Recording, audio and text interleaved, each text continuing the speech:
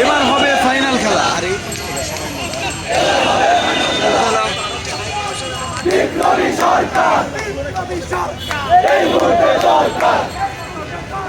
বিপ্লবী সরকার এই মুহূর্তে দরকার। বিপ্লবী সরকার এই মুহূর্তে দরকার। বিপ্লবী সরকার এই মুহূর্তে দরকার। ছাত্র সমাজ জেগেছে, রক্তে আগুন লেগেছে।